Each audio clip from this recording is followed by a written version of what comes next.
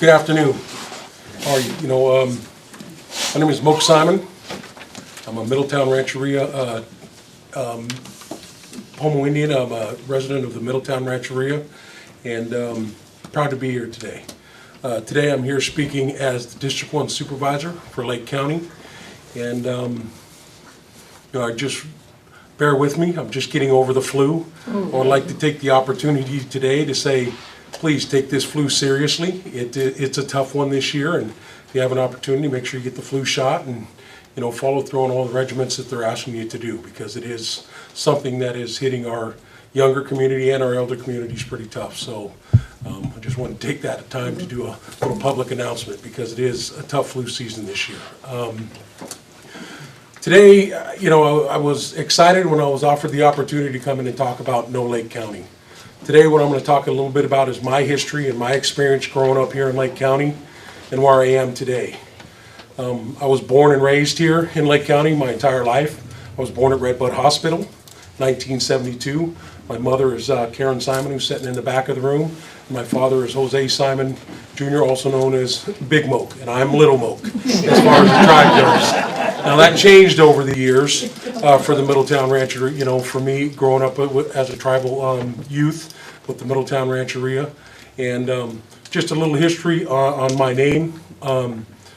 My grandfather, Jose Lester Simon III, or Jose Lester Simon, who is my grandfather, when he started attending public school, the story that goes is his name in the tribe was Muppy, and they called him Muppy, and when they sent him to public school, it was changed to Moke, and that name has stuck with our family, and I'm proud of that name. Like I said, I am Little Moke to all the tribal members. It makes people laugh sometimes, obviously because of my size and my stature, but that's who I am, and I'm proud to be a Middletown Rancheria member. Growing up on the Middletown Rancheria was something that really turned me into the man that I am today. And growing up on the Rancheria, we're a very close-knit community. We didn't have the economic ventures that we have today, as the Twin Pine Casino and Hotel, as you all know, and some of those things that we have going on now, with the Mount St. Helena Brewery. We didn't have that. We're a very small-knit community that worked very hard. My mother worked in the grape industry. When I grew up, she worked out at guanaco winery. My father was a heavy equipment operator.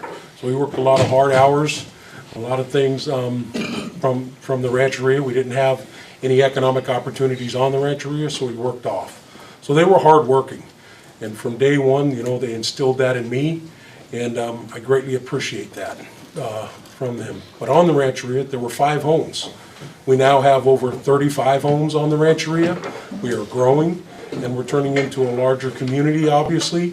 But when we were growing up, it was tough.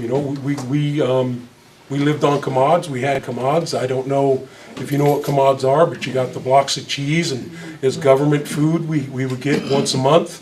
I will tell you, they kind of look like MREs if you were in the service.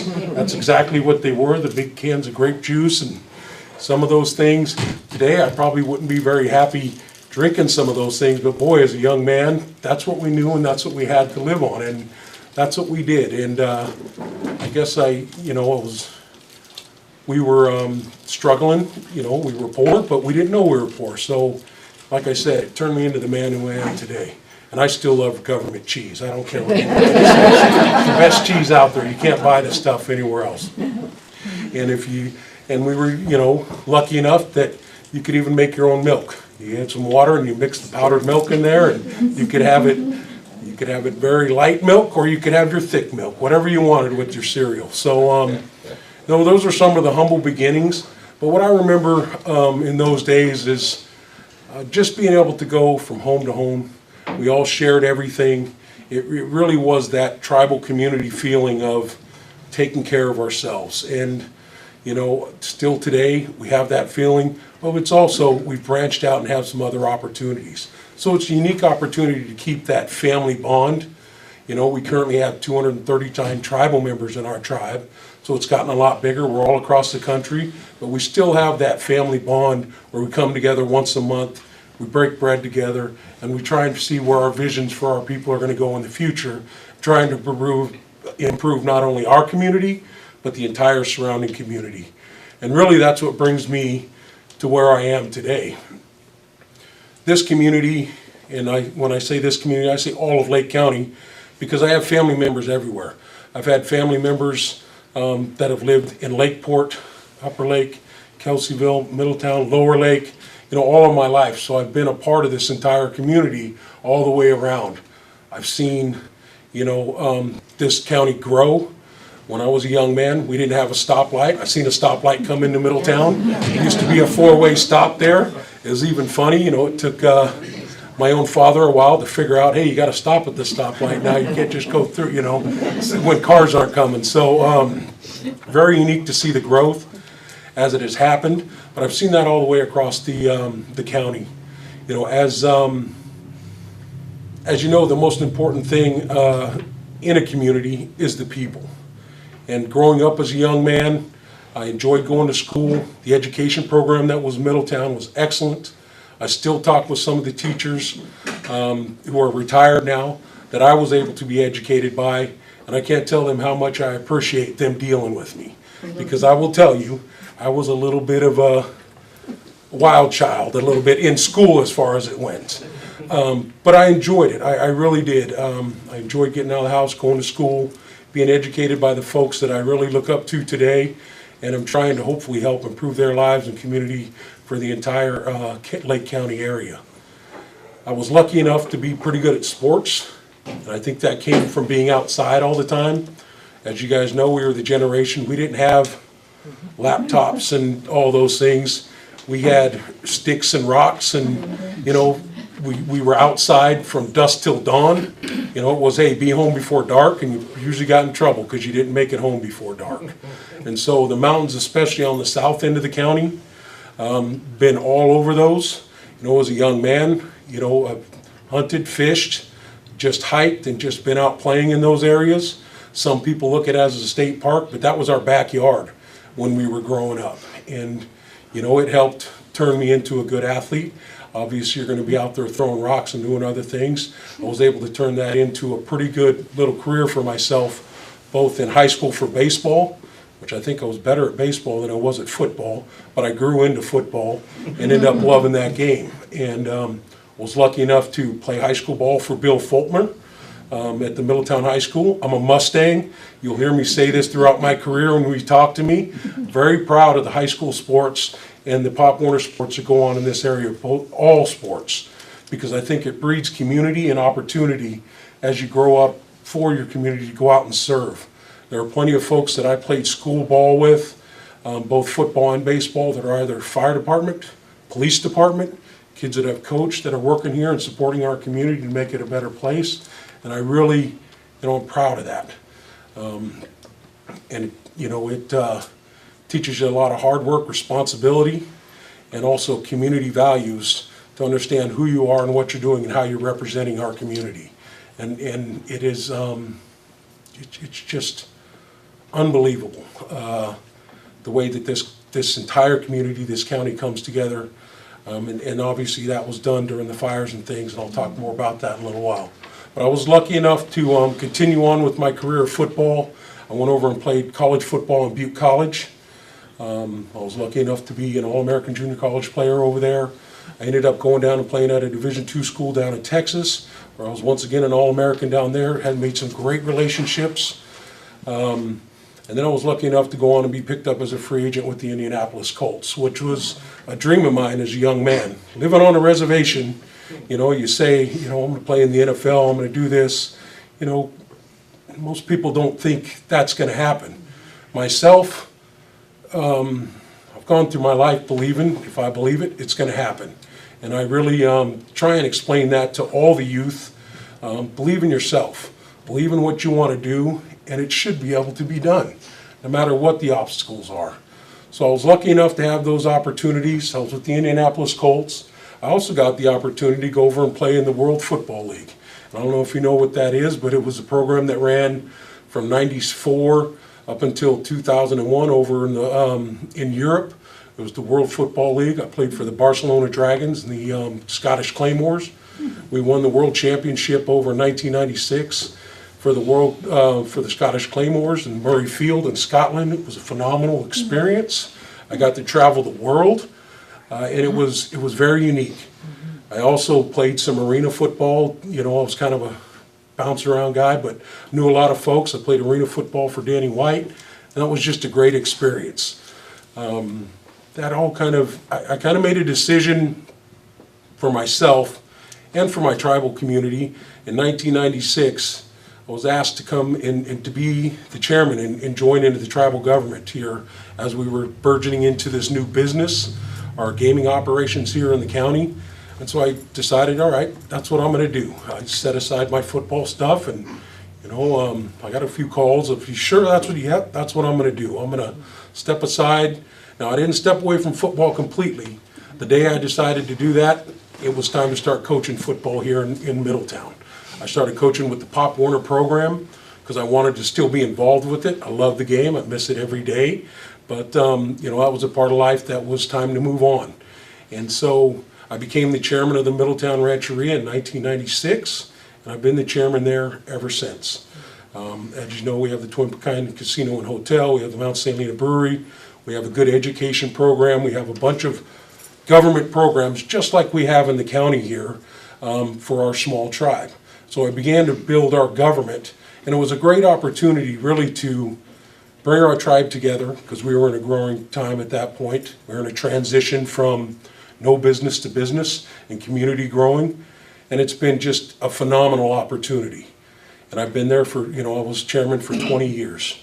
We employ over 300 people.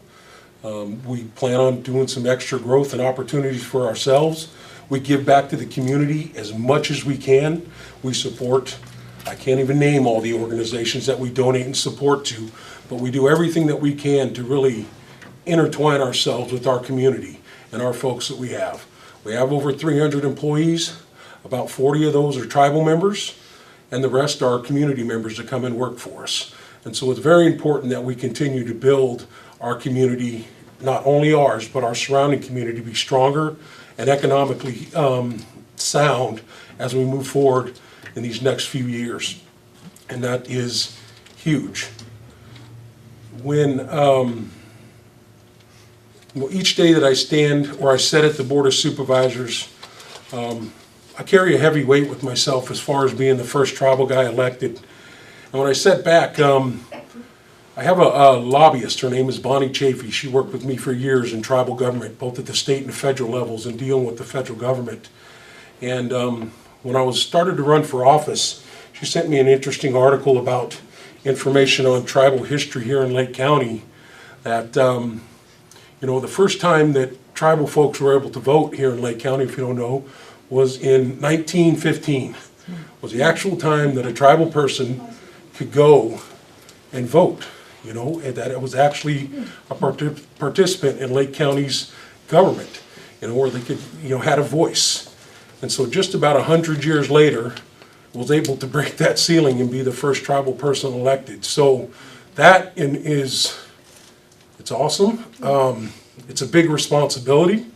You know, I've got to make sure that I do everything to be a very good leader and show that we've come a long ways. Not only the tribal communities, but the whole community, because it's huge.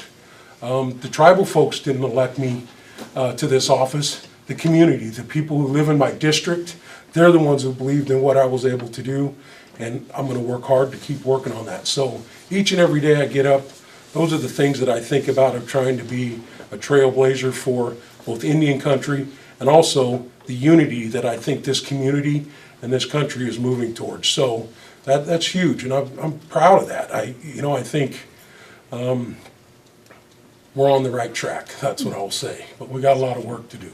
So each and every time I have an opportunity to speak at the schools, which I've spoken at Lower Lake Elementary, Upper Lake Elementary. I've done Clear Lake High School's Career Day, Middletown High School's Career Day. I really try and instill that in the tribal youth that is there, but all around for the community of believing in who we are and how unique and diverse we are, but how much of a community we are of caring about everybody that lives here. And I always want to, try and instill that in everybody when I talk. So moving on to my career as far as Lake County. 1 year in right now as a Board of Supervisor. And when you're on the outside and you're running for office, you have tidbits of information and understanding of how everything operates here in the county. But boy, let me tell you, it's a big eye-opener once you get in as far as the seat. And I will tell you, having a support system there is phenomenal. What I know in the first year is we have a lot of folks in this community and at the government level that work here in our government that really care about trying to make this a better place. One person is in the room tonight, Carol Hutchinson. I want to thank her for her support as county administrator in a program that she set up for me and Tina Scott, our new board supervisors, of basically a training program to go on. We met with, for the first 6 months, every head of the department in the county, and not just me and Tina. We got to spend the day with them, hours with them, to understand what their needs are, who they are, and how they run their, each director runs their operations, and what we're doing here in the county, what our shortfalls are, and how we need to change things to help them to get things done to help you as community members. And I cannot tell you how valuable that was. It was phenomenal to know each and every head of department, to see the directors, travel around, see what we have here in this community, to go places that I've lived here for 45 years and I've never seen before. I've gone into the communities. I like to say I know everything, but I don't. I thought, I know Lake County, but there were places, man, I've never been here before. One unique thing, being, kind of from the outdoors and a tribal guy, I had never been to the very top of Mount Canocti. I have now, though, and it's beautiful, it's phenomenal, it's powerful up there. If you haven't been, you gotta go see it. I didn't walk, though. It was a long walk. I got one day I'll say I walked up there. I gotta get that done. But it was phenomenal. But that base, for me as a supervisor, to understand the needs of the community, understand the direction that our employees and all the people working hard for us want to go, really gave me an idea of what I need to do as a supervisor when I'm voting and trying to make policy of how we move forward to make this community a better place. And it won't always make me popular, but I will do my best to explain it. If you disagree with me, call me, we'll talk about it. I don't take any of this stuff personal.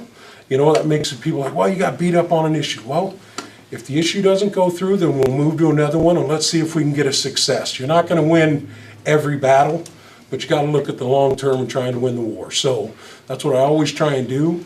And I don't do Facebook much. I think that helps me out a whole bunch. People say those things. But in the first year, it's just been absolutely phenomenal. A little bit of the decision of becoming a supervisor. Been talking about being a supervisor for years. I would say probably about 8 years before I actually ran for office. I know Jim Comstock. He was a good supervisor for us. I've known him all my life. He's a lifetime resident also. And, I joked, the last time Jim ran for office, we had a conversation. He came and talked to me at the tribal office, said, Moke, the tribes. I said, absolutely. You're from here, we like what you're doing, and, we said, we'll support you. I also made a joke, hey, maybe someday we'll be running against each other.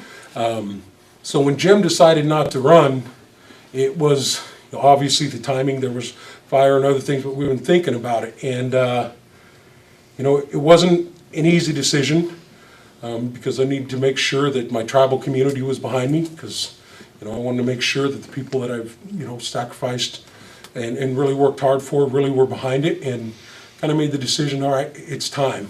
But I'll tell you, it wasn't an easy decision. And the timing was perfect with Jim not running, and I figured I'm going to throw my hat in the ring. And it was a tough race, but the ultimate decision, once again, like I say, wasn't completely my own. I talked to many people in the community, but I'll tell you, there was one person, and she's here in the room today, that I had a conversation with, and Danielle, at a meeting. And when you grow up here in this community and you respect folks, it's just one last conversation. And I made a decision at that point. So Danielle, thank you very much.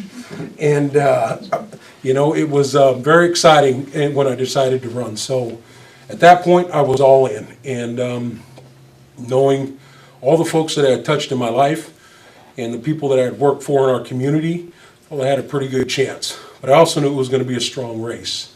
And Voris Brumfield, former supervisor, she was getting into the race. She was already off and running. You had Monica Rosenthal and Jim Ryan. Jim, I didn't know much, but I knew it was going to be a tough one. And running against Voris was kind of sweet because Voris was my preschool teacher at the Methodist Church as a young boy, you know, and I've known her my entire life, and I love her dearly, and her contribution to this community were great. And you always gonna have to beat my teacher, and I always give her the side joke is, well, you did a good job, but it was a tough race. The community supported me, and I can't thank them enough. And I really, like I said when I ran for office, being available, always, being available is the number one thing. Being out there, talking with people. I have office hours now at the Gibson Museum in Middletown where people can come in and actually see me. They don't have to come to Lakeport. Working on getting office hours in Lower Lake coming up this year so people can come in and see me in Lower Lake. I mean, those are very important because a lot of times what happens is people get elected and then they're unavailable. You can call them, you can email them and do those things, but I really want to be one of those folks that goes out and understands the situation. If you have a problem with any departments, if I can go out and see it and go back and try and get people out there, that's what I try and do. And those are, some of the most important things that I think, I want to keep doing. Obviously, economic development. We are in a development stage now that we really need to be looking at. It's something we need to be looking at also is, as you know, you see it every day, the Bay Area. People are being, outpriced out of their housing out of the Bay Area, and they're going to be moving north. And we need to figure out how we're going to be growing, keeping the small community attitude that we have, but also being ready for growth. And those are some of the challenges that are going to be coming up in the future that are going to be big decision-making things that we're going to have to do as a board and also as communities as we work together with all our community organizations. And so that's what I see here in the future for Lake County as we move forward. And there are some new things, obviously. Things are voted in that we have to deal with, and we've got to try and get our hands around as far as our community goes. And those will all be projects and stuff that we'll be working on for the rest of this term anyway, and hopefully a couple more as we work forward with the Board of Supervisors.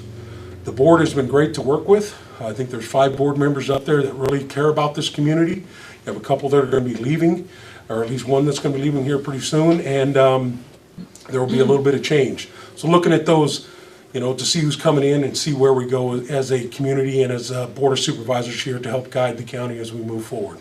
And I know we already have a lot of the staff in the government that really believe in this community to help us do that, and we'll be leaning on those folks as we move forward over the next few years. One thing I do want to talk about is the resiliency and just the heart in this community. And I see it from a real close level. Like I said, in 1996 when I quit playing football, I started coaching football. I started at the Pop Warner level. Now I'm coaching with Bill Fultmer, who I played for in high school at the Middletown High School. But I get to coach those kids, all the kids that come through the program and see how hard they work. But not only do I coach the Middletown High School kids, I get to see how hard each one of the high schools in Lake County, the kids and the sacrifice they put in here. And I'm going to tell you what, we got some of the most competitive football in Northern California as far as I'm concerned in this county. I've seen it. We've gone off and played. We had 2 teams this year. We made it to the championship game against a private school down in the Bay Area this year, but also Clear Lake High was in the semifinals. Kelseyville was in the semifinals. We had to beat Kelseyville to get there. So it's just phenomenal to see the hard work that the kids put in throughout all the sports programs here in the county. And it just makes you proud. Boy, I tell you what, if we could take all the schools, probably pick 3 or 4 of the best guys out of each thing, we beat any one of those Bay Area teams. I'm positive of it because I see these kids and the work that they do, not only on the field, but we do a good job of breaking film down and understanding and see the kids that really put the hard work in. So when you look at the future of the community, I see it every day. I see it being strong. I see it being responsible. I see it, being able to thrive And that's the important thing, like I said, when we're making hard decisions, is how do we bring the industry here to keep those kids in our community and quit exporting them? And that's the long-term goal. The long-term goal is us to be the gym that I know we are. We just got to get shined up here and get it going, for the future. And so as, being close to the community and stuff, obviously September 12th, 2015, we started with the Rocky, then the Jerusalem, then the Valley, and you look back and you have, you always look back on those things, and you had the Rocky and there were homes. One home was too many homes to lose, and we lost homes in those fires, the first two. But Joe said, well, it was in an area that wasn't too far. Well, it did. It hit the community. It hit Cobb. The Valley Fire was horrible. I will never forget that day. We had a general council meeting. We came out of our meeting. We saw the fire on the backside, and we're like, okay, let's go see what's going on. And that 24-hour period was unbelievable. I couldn't imagine what it looked like from this side, because we were seeing it right in our face. And it was a life-changing experience. Most of the folks in South County, if they couldn't get to the north, they came to the casino. It was, our parking lot filled up immediately. It was coming. It was, went out and checked people on 175, family members, and when you got there, you said, okay, it's a little ways away. 40 minutes later, it was right there. So it was just absolutely chilling to see what that thing did. And you kind of, from watching, that big, whatever it is, B-12, the biggest airline dropper, when that thing was dropping behind the creek over there in Anderson Springs, and it wasn't doing any, it was freaking heartbreaking. Traumatic is all I can say. We got everybody evacuated out of the casino. We got everybody off the rancheria. Everybody was gone. There was a football game for South County. We were playing Fort Bragg over in Pop Warner, so a lot of folks were out of town at that. And by 8 o'clock we had everybody evacuated, besides the sheriff department, fire department, myself, and a few, just the first responders. It was unbelievable. We got through the night, and then standing on top of the casino, looking back into town, I thought our entire community was gone. You could hear, the telephone poles exploding, and it was unbelievable. It was life-changing. That's all that I can say. The next morning, when I was able to go back into town and driving up on my grandfather's house, where my granddaughter lived, the whole block just completely destroyed. And like I said, growing up, you got family members and people. So you had Mike Wink, Matt Norton, who's no longer with us, Highway Patrol. Just seeing these folks and understanding exactly what just happened to our community was unbelievable. The response from the county was as good as could be expected. Brian Martin, one of the first people I saw too, trying to get people out there, was just unbelievable. What we had just experienced was one of the most devastating things hopefully we'll ever experience again in this community. So after September 15th, I can remember being invited to one of the press conferences there at the library. One of the first things out of my mouth is, we're going to rebuild. We ain't going nowhere. And I did use the reference of, tribes, we've been here for thousands of years, and we ain't going nowhere. And believe me, it's been pretty tough. There's been, at one point, it was an eradication that California was doing, the government, when we were here. But we don't go anywhere, and that community spirit, I could just feel all the way across our community. And it's been a long, hard road, but the resilience is unbelievable. And it's not easy for people to get over this. There are still people dealing with this emotionally, even physically, to this day that I get calls with, and it's a struggle. But there are some phenomenal people in this community, organizations, Hammers for Hope, Hope City, the county, that are going to help build this thing back, and everybody who's just helped a neighbor. And it's phenomenal. I can't say it enough that I love this place, and I know we're going to be okay. And then, again, we have the sulfur fire, then the Clayton fire, then the sulfur fire. And you just keep seeing it each time. And I hate to say it, we're getting better at these disasters. But we need to do that because obviously, as you know, just in the news now, we're not the only ones dealing with it. To think that an urban city could burn is just something you never thought about before. And so preparing for those things are really important. I know there's some hazard mitigation stuff that's going to be coming up in the county here this month, or in February 2nd. I think there's some comments that need to be in. If you have ideas, pay attention to those things. If we're missing something, let us know, because we want to be prepared as much as possible. We want to get our hazard mitigation plans together so we can apply for things. And those are all community-based ideas that we'll try and work through. We also see our future, very important that you have a big say in it. We have our visioning forums. If you haven't attended one, please do. I think we have one left. We have one left, which is ours, down January 29th, 7 p.m. at the Event Center at Twin Pine Casino and Hotel. And that will have all the government, everybody there from the county official or the government. But we want to hear your ideas on where we go with this government and how we move forward as a community. So if you can make it, please make it. But we're all, like I said, always available to be called in those types of things on ideas. We can't do everything. For anybody that can't make it on the Board of Supervisors agenda on February 6th, we're going to discuss all of it. Okay. Keep that in mind. And if you can't, send an email or something like that. One other thing too I did as far as being a community member and trying to move forward is making sure to outreach all the way across country of what we're going through. When the fires first started from the tribal side, I was really trying to get the message out there of what our entire community, not just our tribal community, but what we've gone through. And there was a good outpouring of support and opportunities where we could get this in the news and across the country, and I think that's helped. And out of great tragedy, I think there's always opportunity. And I think right now what we need to really concentrate on is kind of rebranding ourselves of who we are, telling our story of the community, but also looking forward that growth as we move forward and how we rebuild our community. And it's gonna, I think, really speed up with the stuff that has happened over the mountain, the Tubbs Fire, the Atlas Fire, and those types of things. People are gonna be looking probably to relocate, and we need to be able to kind of hone that story and that vision of how we grow together as a community. And that's very important, and I think it's something we need to always keep our eye on. Boy, I'll take a drink of water.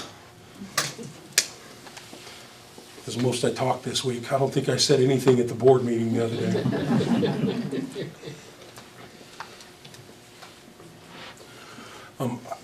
I don't know if you want me to talk the complete hour or if you want me to open it up for questions. I haven't done this before. I don't know, is Amy around or anybody? Whatever you'd like to do. Okay, excellent.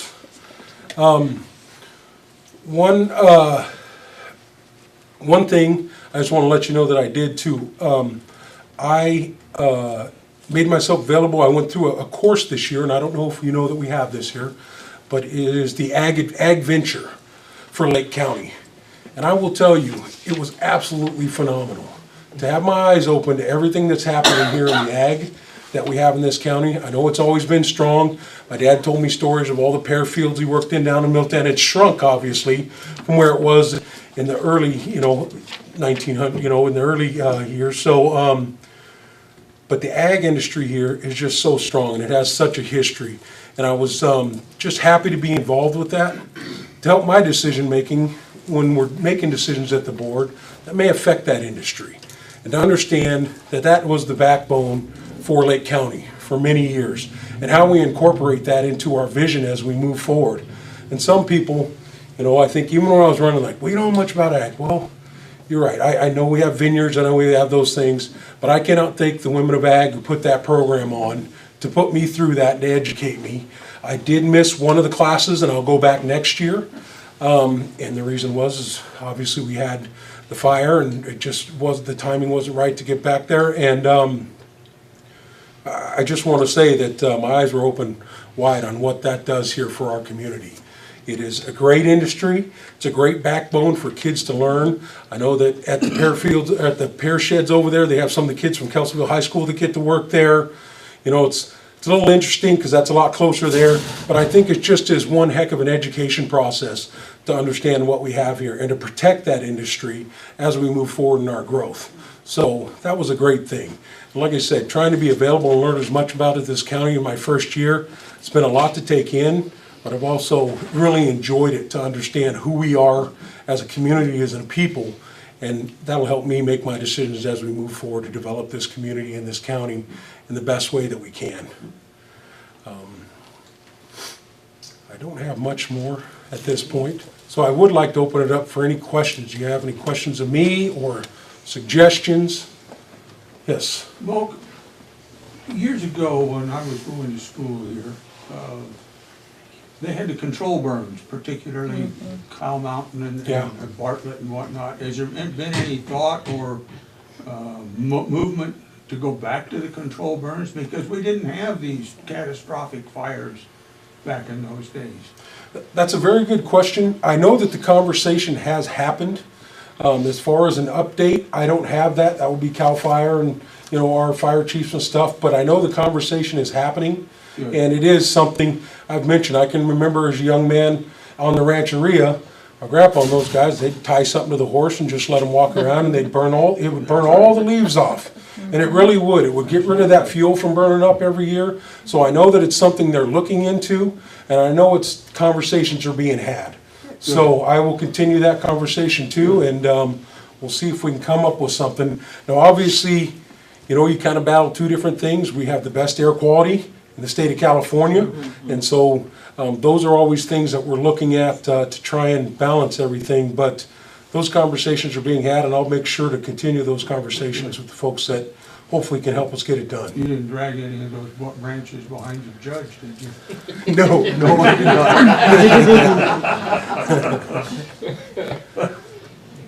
I wanted to ask you. Yes. In the plan of development in the county, what is your position on the Dark Skies initiative? Dark skies. We want to do everything we can to hopefully help with the dark skies. I think there's a dark skies ordinance, correct? In Lake County? Yes, there is. Can you explain what dark skies is? How your lights are put, dark skies, keeping the lights shining down so they're not going up and, you know, so you can see the stars and those. That's a simple analogy. It could probably get a lot more technical, That's but good. making sure that your lights aren't just Sure. shining up, blinding, you know, everywhere. So there is an ordinance, I think, that helps do that. There is, you know, it's obviously it's a balance when you're doing economic growth. There's going to be more lights. You've got to light your parking for safety. There are issues that you have to deal with. But through community development, I think in the development projects, that is part of the process. Well, we do have a beautiful planetarium here, and it would be a shame for it to, you know, close down because there's nothing to see because it's all bright lights. Absolutely. I agree. Part of that was at least 15 years ago, where there was a ranch developing on Soda Bay to be bed and breakfast and a variety of things, and he did have parking lot lights, but the farmers on either side said, wait a minute, it's too bright, so he put, you know, so they just shone on the parking lot. Yeah. The second question I have is because Deborah Summerfield and the wine industry, and we're on the national magazines now to pull in tourists, what are we doing about giving them places to stay? Because I understand we had a B&B application for one of the wineries, and that was turned down by, anyway, I'm just wondering. I don't know that specific issue, Okay. but these are economic development. You can't have an agritourism place if they don't have somewhere to stay. So these conversations are happening. It really needs the business community to come to us, but we need to do our part as the Board of Supervisors to let them know, and the county government, that we are open to those. You can't have an agritourism business if they don't have somewhere to stay. We are a deficiency right now with hotel rooms. We do have, I think, if I say that right now, I think it's about 440 hotel rooms or somewhere in that area, maybe more than that. But we don't have enough rooms. Obviously, in South Lake County, I know I have a lot more privileged knowledge because we do a lot of feasibility studies for our hotel expansion.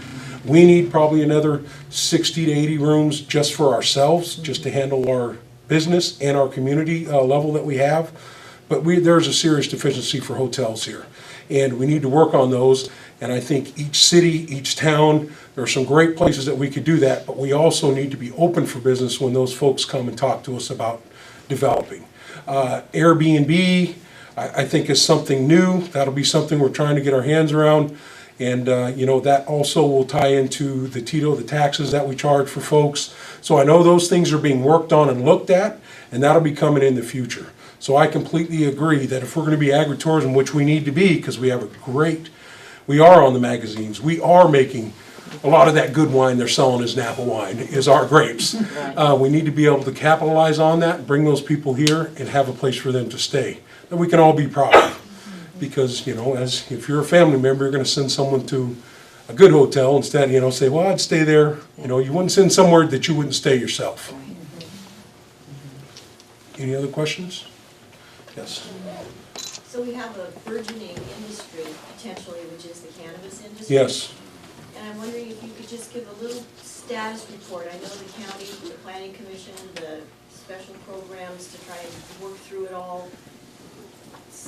What can you speak to about that? What I can speak to about from the county level is, once again, I've put this back on our great county administrator, Carol Hutchison, of setting up a program. We brought in a consultant. We're doing workshops over the next 6 months to look how our cannabis industry and the commercial side of that is going to look here in Lake County. And we're doing those workshops. We had our first one on January 18th, which was Thursday. I thought it was very productive. We're moving forward, trying to get everybody's voice, both from the ag side, both from obviously the new agricultural side, the cannabis growers, and trying to really come up with something that allow us to have a successful industry here in Lake County. Instead of just opening it up, we really want to make sure we have it refined and we have a good path forward. And so we're going to be having workshops every month now until June, and then hopefully we'll have a positive ordinance to start with. But as you know, that'll be changing also as the state regulations, the state laws, as they get their stuff in line. So that's the plan right now for the county as we move forward. We also see it as an opportunity for us. You know, the Board of Supervisors, we did pass an urgency ordinance to hopefully help so there's not a gap for these folks. And we're trying to work through that, and we'll be addressing that again on the 23rd.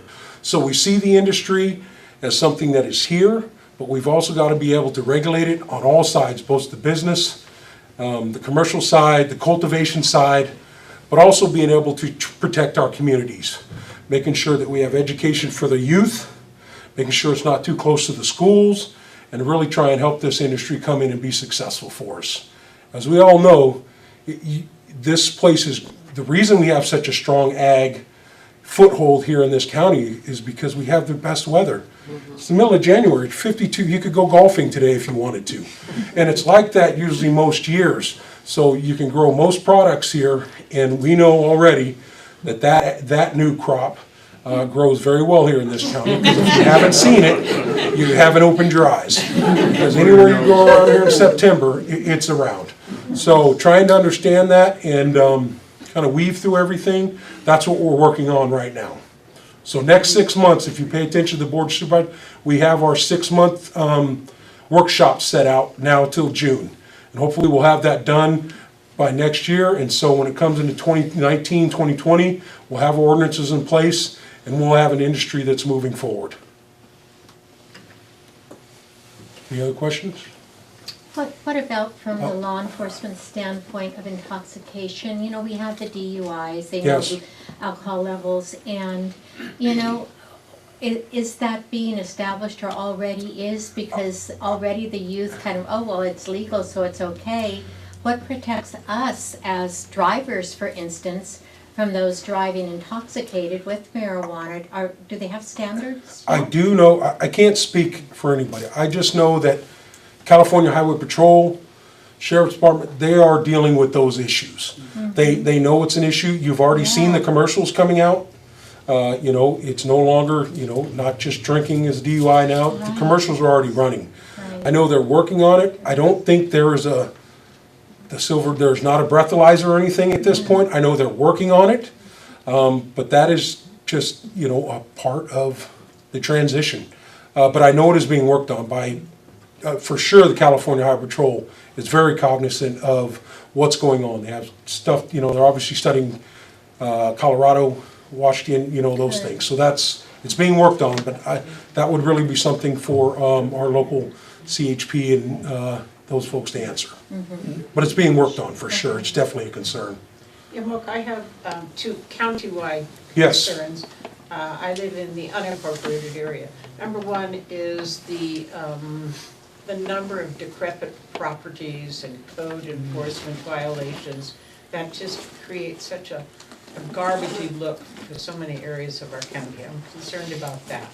The other thing I'd like to see is a more robust attraction for small businesses. We have so many empty storefronts in our little towns around the whole lake. And I'm glad, you know, that our agriculture, I'm delighted with our agriculture. But these little small retail things, we need to have those in. And things that serve the community and serve tourism. What's being done there? Well, I think that's, you know, as far as business goes, I think from the county's standpoint, from my standpoint, being a board of supervisor, is letting them know that we do our best to support you moving in and having your business here. If it meets the zoning and gives you opportunities, then we should do everything that we can to help you get those done. Also, being able to point you in the right resources. The county has an economic development committee board that we have, EDC. Lake County Economic Development. Lake County Economic Development Board, so making sure that they know that there are resources out there that they can reach out to. Starting up a business is the hardest thing to do. I personally know this from going out there. Convincing a bank or someone to give you a loan and a dream that you have is something done, and that would be, I think, really the focus we have is trying to point the people in the right direction to give them the opportunities. And then as far as abatement, it really goes back to the fundamental issue here in Lake County. And that's why we're having our long-term strategic visioning forums, is how we get to the point where we can get enough staffing in every department, especially in code enforcement, to get them the folks they need to get out there and enforce the rules and the stuff that we already have on the books. We have ordinances and other things that you have to maintain your properties in a certain manner and those things. Right now, we're in a deficiency of employees to get out there and get it done. We try and do that as much as possible. They're working as hard as they can, but that's really a long-term visioning thing where we can get the staffing, the tax dollars into the county so we can get those things moving forward. And that's what we're working on. And it's going to be a growth process. It's not always easy, but it's something we're all going to have to do. So it's being worked on. It's just a long-term strategy. Is there any updates on what's going on with the reopening of Harbin Hot Springs? Because that was a draw Yep. to the economy here.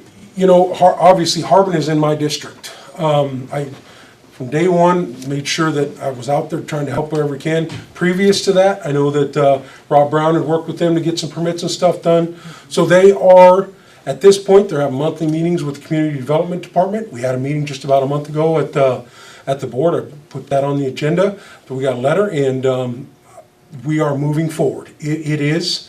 I work with those guys very closely, and I know that they're having their monthly meetings. They just had one last week. And I think there were some positive progresses made forward to get those guys up and started again for our community. It's very important to South County and the entire county that they get going. It's an international resort. That's what we always talk about, is bringing the eye to our community. So we're helping support them as much as possible. And it goes both ways. It is, when you've been in business for many years, and obviously the devastating fires took everything away, rebuilding becomes a new challenge. Because when the stuff was built 40 years ago, now you've got to rebuild at new standards, obviously. And that really is the growth and the rebuilding problems that we're having because of all the new compliance law, everything that we have to put into place. You know, it makes it challenging. You know, as you know, it costs people more to rebuild right now than it ever has. And that's a huge... You think you're insured enough, but you're not, because now you got to do fire sprinklers. You got to do all these other things, and it becomes challenging. So we're working with them as hard as possible to get that resort back up and running. What about Hoburgs? Oh. I'll leave that to District 5 to talk about holders. But we, Holders is gone. I'll leave that to District 5 there. Canocti Harbor Resort? That's not in my district, but from my understand, there are conversation happening. Lots of rumors. Rumors, I guess. It's in escrow. It's in escrow. It's been in escrow with the same party since summer. It's been in escrow 7 or 8 times in Yeah. these years that it's been closed. It's yet to be seen if this deal will go through. Yeah, so as far as Canocti Harbor, I myself, every year, the quarterback shootout. You didn't have to leave the county because you had the quarterback shootout. It was a great fundraiser, it was huge. I got to see a bunch of my people that I had played with that came, so I even got to play golf with Danny White, my old coach. So I enjoyed that, but you didn't have to leave the county. Canocti Harbor Resort is a gem. Myself, I like to see that, bringing something to life and building something. As you can see what we did with Twin Pine Casino and Hotel. That is, every day if there's an opportunity, we need to take advantage of that. So as far as for myself for economic development, that is something always on the top of my list. If something can happen, or if I ever come across somebody, that would be the first conversation I have with them. Are there people still staying at Canocti Harbor that were We do, yes, we do evacuated? have victims from the fires. I don't know if we have any flood victims there also, but we have from all the disaster we've had are still staying there. Okay. Through March. One thing that they were smart enough to do is they kept their sewer and their water systems going. Yes. So that they aren't grandfathered in, they're active at this point. The marina, some of the other things that were closed down would definitely have to be brought up to code. Yeah. So it's an expensive venture, but there's some of it that's good. The other thing is that with your code enforcement, many times there's no code or very small amount of employees. So sometimes Fish and Game, state agencies, Fish and Game or Air Quality, they would be able to be called in if it was relevant to something that they could be involved in to help out the county. Yeah. So, but trying to Band-Aid it all for years, it just wears the employees down, and they're good, hard-working county employees, but over and over again, there's just too much for them to handle, so you need more employees. And I think that's a long-term visioning strategy here for the county that we need to be a part of. And like I said, the transition is always hard, but we need to come up with a long-term strategic plan here for the county. I was very proud to go sit in the CSAC training for the first time, supervisors. And it really opened my eyes when most of the counties stood up and had a 50-year plan. Some had a 100-year plan of where they were going, and they're like, raise your hand. So Lake County, we didn't raise our hand. We need to get a long-term strategic plan, whether I'm on the board, but 20 years from now, we need to have that plan, obviously, and it's really simple. Coming up with some long-term strategic goals, I think. It's just getting everybody to buy it. I think one everybody can agree on, water sustains life. Our lake, one of the most important things. That needs to be a long-term strategic plan for us. It's a no-brainer. Obviously, economic development and the welfare of our community and our houses another. So I think that is part of these visioning forums that we're having, and we've got to make those changes. So there is a long-term strategic plan up in that county courthouse that says this is where Lake County's going in the next 50 years.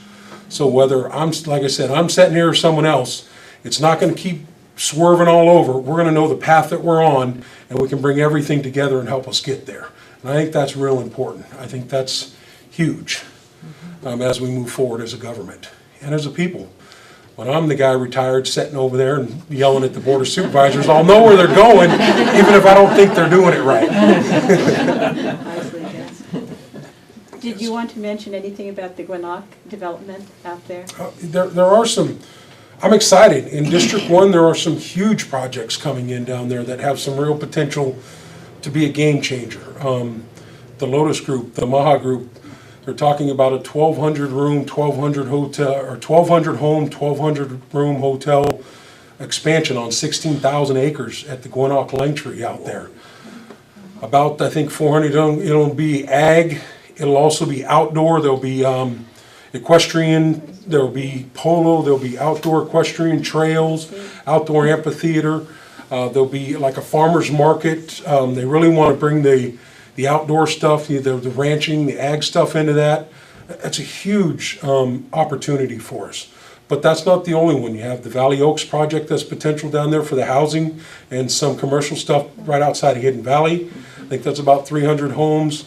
You have Six Sigmas looking at a thing called Hutopia, glamping, if you haven't heard of it, fancy camping, which I think is phenomenal because it really blends into the surrounding area, but it also gives you that real, you know, you can go swimming, you'll have your shower, you real fancy camping. But there are a bunch of projects. You have Harbin rebuilding.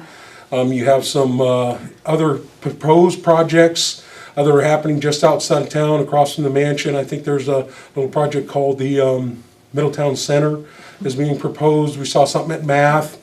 You know, so some growth opportunities are happening down there that really help us be. And it's tagged already, but we are the gateway. When you come from the Bay Area to get to Lake County, you're going to come right through Middletown, right through there, through Lower Lake, which will be working on those area plans to really, the first thing they see is they come through. And so I think that's unique. We need to be open-minded because it is change. It is going to bring more people, but it's also going to bring the number one thing that we were talking about today. More tax dollars to give you more service, to give us opportunities to do the things that we need to do to give you services. And sometimes people want to keep it as small as possible, but I always got the argument, wait a minute, you're arguing to keep it small, you're the ones who made it big. I didn't have a stop sign before half of the people moved in, you know, and now I got a stoplight. So, you know, I always have that argument is our community is the people in it. It's not the buildings we put in it, it's not the opportunities we bring in. It's the people who interact each day and everyone, and the long-term history that we have with each other. And people moving from outside of the community only here for 5, 10 years and things, I think they really get that when they go to the math meetings, the Lower Lake Action Committee group, all these things to see that these communities and these families, we're tied way back. You know, I always brag on the tribal side, I go back thousands and thousands of years from the Pomo side. And on my mother's side, the Parker side, you know, Minnie Cannon is my great aunt, one of the first teachers in South Lake County. So, you know, I can't get much deeper than that. That's all I can say. And much prouder than, you know, the community that I live in and that I serve. You know, so yeah, I'm excited about South Lake County. And from a tribal community, we try and build up that respect too. I don't know if you've seen our commercial. But since before the Valley Fire, we did our commercials, we bring our people in.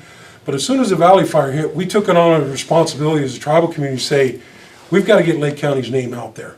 And we've been running a commercial that absolutely starts out with Lake County. It doesn't say come to Twin Pine Casino first. It says come to Lake County for the wine, for the, you know, and it has the whole thing. And then obviously we ended up with the casino because that's our advertising. But the big thing we made a change on was to have that Lake County name right up on top. And we need to have more of that. I'm excited about it on the Board of Supervisors. I want to get that done, rebrand us. Every county around us is doing it, and we're competing for those people from the Bay Area to come here on the weekends. We really got to look at rebranding ourselves and putting out some type of vision, long-term visioning for economic development and rebranding ourselves with commercials. You see it all the time. Come to Lake Tahoe. I argue all the time, yeah, come to Lake County. You don't need to go to Lake Tahoe anymore. We've got casino resorts right here in our backyard. We've got the ag. We've got everything that they have in Lake Tahoe besides the snow. So go in the winter, but the summer, save your money and come to Lake County, enjoy it. You know, so I think there's opportunities for us as we go, but having that name out there, Lake County, is something we really vision, and it's worked well. We get thousands of visitors from all over the place, and we constantly are trying to work with the county how we do that. You know, I think ultimately what I'd love to see in every hotel room here in Lake County is one commercial, really focusing on what we have as an entire county. Every little business, you know, you always have those, you know, they have it in the hotel, you go in there and they run everything they have in their town. We need to have in every hotel room in Lake County that has it, a running channel that has everything. The ag venture, outside, FFA, all the sport fishing, everything that we have running in the hotel rooms to talk about who we are in Lake County and what you can do besides just sitting in the casino or sitting in the motels. get out and see what we have, because it's phenomenal what we have here. You can almost eat out every day and eat something different in a different manner. And I try and do that all around the lake to see what we have. As you can tell, I like to eat, but it really is to just get the experiences. You know, I know the Blue Wing is doing some real neat stuff, and you know, all over you got so many things. You got the oh man, the one up in the I can't think of it right now. I apologize. The Upper Lake, the hotel up there, and Oh, you, the wine. the Tallman, yeah, you got Tallman Hotel. You know, you got so many unique things that are happening that you know, you just got to get out there and see it. It's phenomenal. Yeah. Etna Golf Course, I just Oh, read. I know.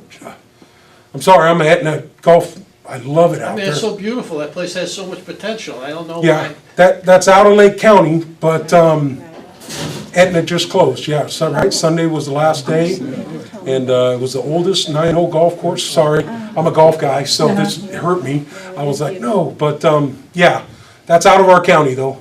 Nothing we can do about that, but support your golf courses here for sure, so those are unique.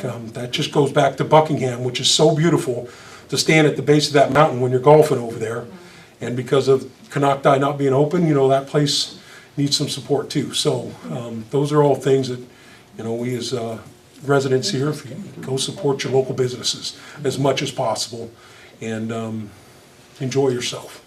But that's a beautiful view. And like I said, from the top of that Mount Canocti that's powerful. I mean, I made Tina take a picture of me and, you know, and of course, if you get that high, you gotta yell as loud as you can, right? So nobody can hear you. I don't think anybody heard me though. Are they gonna have bus Bus service up there again? You know, I'm not sure on that. I'll ask Lars. Yep, public services, yeah. Really? That was pretty neat though. It was really phenomenal, very powerful up there. All right. Another organization too, in South County that I know has always done something for the community, has been a great partner, is the Calpine organization. We have a lot of folks that work over there. They do a great job of giving back to local communities and opportunities. I know there's something in South County that we've been working on that they actually stepped up to first. Hidden Valley got it done first, as they got their emergency sirens in. They're up and operational. I know Calpine has stepped up for both Cobb and Anderson Springs, and they're working on getting that done. And the Middletown Rancheria, are working right now to get the one for Middletown completed. Hopefully we'll be doing that here in the near future, but those sirens are a big part of us being prepared in the future for anything, you know, and knock on wood, we've had the floods, we've had the fire, and we just had a 4.5 earthquake the other day that really shook the house. Being prepared for disasters are something that we need to do moving forward and being ready for it. So those sirens, I think, are a real big part of that. Nixle, get signed up for that. Nixle is a lifesaver. We do have the reverse 911, that's still out there, but the fire sirens are going to be another key to hopefully make you aware that something's going on, reach out to your friends, and that'll be something neat in the future. So Cal Fire and, you know, everybody who's doing that, the fire chiefs, and also Brian Martin of ROES, that's something very important for us. Someone had their hand up. Is Calpine responsible for partially like causing the earthquakes? No, No, That's been, out there. Calpine does the most that they, you know, it's a natural phenomenon that happens. They study the things. I think they do a yearly report on those. I am on the investment committee with Anderson Springs. Stay very close with those folks, and they work very hard with the county. Calpine, they're selling out to another group. Oh, yeah, I just wanted to thank them. I'm not going to go into their business stuff. I just wanted to thank them for everything that they do for our community. Well, hopefully the next group will be. I'm positive, you know. Good. We won't talk about that. I just want to thank Calpine for everything that they do. Yes. Something that is a countywide thing that few people think much about. We have an airport. Boy, is it underused and is it under-maintained? Yes, I'm learning about the airport. I know we have some contracts, some stuff. Airport conversations do come up, but currently I'm still learning on that one. As the years go on, I will definitely do it, but absolutely, we are, you hear it all the time, going over that 17 miles to St. Helena is challenging for a lot of folks. An expansion of an airport here in Lake County for the long-term future, I think, is something vital. How we get that, I don't have an idea on that right now. Well, one of the major points I keep thinking about and keep talking with folks about is look at what means we have for outside support if there is a major catastrophe. How do we get support in? The only place to go is in a couple of open fields if you have helicopters and a runway. Yeah, that is some of the stuff that we're talking about, throughout the county, even with some of these larger projects we have coming on. Whether they're gonna have a helicopter pad to get people in and out. Reach obviously is a big part of that, but you're right, if it's something we're cut off completely, that's something long-term stuff that we need to be talking about, and those are things that we look at for the hazard mitigation plan for long-term strategic planning. But those are conversations that need to happen, and I agree, an airport obviously would breathe life into this community because it would bring a lot of the folks that know how beautiful this area is when they get here, but getting here is a challenge. I know of an old airfield in Clear Lake. Yeah. Now, there's a couple down in South County too. You have the glider port. Yeah. There's also an old airport going down out towards Butts Canyon. USS So those conversations are, I think there's even an old one going up in the mountains through, Seigler, there you go, Seigler, yeah. So, once again, long-term strategic planning, and I think those are conversations we need to be having, to get those things worked on. It's amazing to see what's happened with the Sonoma County Airport, having watched it over the years, this little piddling airport, and now the aircraft that can come in that we seldom go to Sacramento or San Francisco. Absolutely. We fly out of Sonoma. It is so fast. It does cost you more, but believe me, if I've got to travel to San Diego or Palm Springs or Las Vegas, absolutely, it's 45 minutes is much better than a 2-hour drive. Yep. And the security over there is great. You check in, the guy checks you in, he puts you on the plane too, so it works well. The major change or differences there is they had room to expand. Yeah. Right. Here, unfortunately, the airport is completely surrounded by privately owned property. All right, any more questions?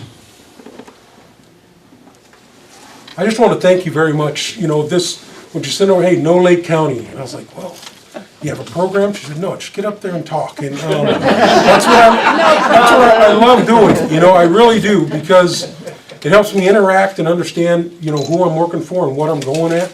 And obviously, like I said, economic development, education, all those things are so important to us. But it all comes back to, having a long-term plan and how we're moving forward. And do my best to be available, like I said. I can't be at everything. I would love if there was 2 or 3 of me. I like Senator McGuire and all other folks at the little higher level. They got 3, 4 people following them around, telling them where they need to go, what they need to do. I got 2 phones. That's who tells me what to do, and an iPad. And, just trying to be where I need to be in the most important situations. And then also, like I said, being a coach is very close to my heart. Supporting our kids and our youth is absolutely huge. I'm already going to be committing to a couple of career days, one in Lower Lake and some other places, to really get out there and just talk with our kids and encourage them. As you know, from the tribal standpoint, that's always challenging. One of the first things I did when I became tribal chairman is try and set up an education program. I'm proud to say I think we have the most people graduate as far as tribal governments here in the county from Middletown. I know that the other 6 nations in this county are really working towards that too. Upper Lake is doing phenomenal stuff. Robinson, I know Big Valley has their education center. It is absolutely great to see the other tribes moving forward in this manner too, because it's huge. We're only going to be able to keep up with the next generation if we keep educating ourselves. And as far as our community schools and our public schools, we're only going to keep up the rest of the world if we keep doing that and pushing our kids in education. I'm a sports guy, but the most important thing I tell my son is I don't care if you play any sports. I want to see you play football, believe me, but if you don't, As long as you bring home an A's and B's and you're off to college, that's all that I care about. That really is. And trying implementing that across to all my speeches to everybody is get your education done, guys. Because no matter what your dreams are, you'll always have that to fall back on and an opportunity to make yourselves and your family money. And that's so important. It just absolutely is. And learn from me. Like I said, I'll be the first one and honest. I went to school so I could play sports, and I was pretty good at that, so I made my choice. But, you know, it just is a focus that I have now. So thank you very much. I love being the supervisor. If I do something wrong you don't agree with, call me. We'll talk about it. Don't put it on Facebook. Talk to me. I'll do my best to, and I agree to disagree. If we're not on the same page, it doesn't mean anything. None of this is personal. It's about us moving forward as a community and making sure that we make somebody's life better each day, and that's what I try and do. This is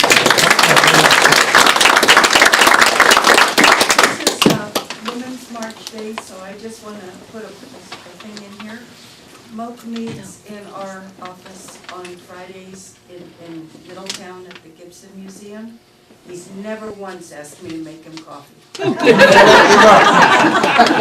Hey, I wouldn't be here without a great woman. So, you know, I support the women as much as possible. My wife, she keeps me in line. She's the best half. If you ask anybody, some people even said they voted for me because of her. So I really appreciate her, and she works hard every day. And the women in our community are phenomenal. I think Danielle and Carol and, you know, all the folks have helped me along the way, and just the influences I've had in my life. So absolutely, you know, the horrible things that are going on with women these days, people need to step up, take responsibility, and just always remember, you wouldn't be here without a great woman. So it's that simple for us men. So enjoy the rest of the day.